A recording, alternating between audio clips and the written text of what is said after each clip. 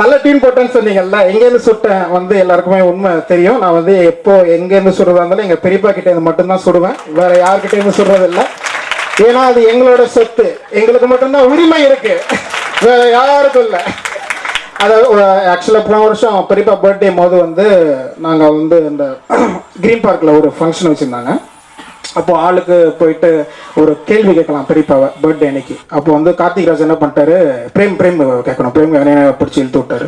அப்போ நான் பெரியப்பா கிட்ட வந்து கேட்டேன், இந்த மாதிரி வந்து நீங்கள் வந்து அந்த காலத்தில் வந்து நிறையா படம் டெய்லி 10 படம் கம்போசிங்லாம் பண்ணி ஆடியோ கேசட்டில் டியூன்லாம் ரெக்கார்ட் பண்ணி வச்சுருப்பீங்க.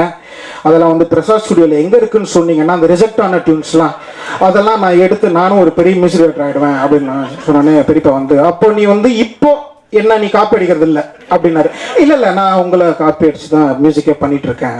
அப்போ நீ மட்டும்தான் எனக்கு காப்பி அடிக்கிறேன்? இல்லை எல்லா மியூசிக் டைரக்டரும் காப்பி அடிக்கிறாங்க, மற்றவங்க வெளியில் சொல்றது இல்லை, நான் வெளியில் சொல்லுவேன், அவ்வளோதான். ஓகே சரி, இப்போ புதுசாக என்ன டியூன் காப்பி அடிச்சு போட்டிருக்க பாடு அப்படின்னாரு. அப்போ தான் இந்த இப்போ நீங்கள் பார்த்த பாட்டு பாடி காமிச்சேன்.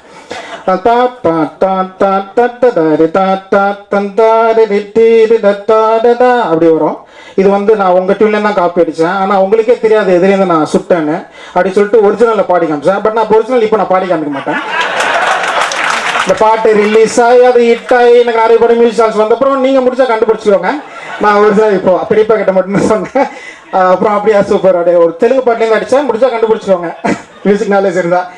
ஸோ அந்த மாதிரி பெரியப்பா கிட்டே சொல்லி சுடுற சாங் தான் அவர்கிட்ட தான் எடுக்கிறது.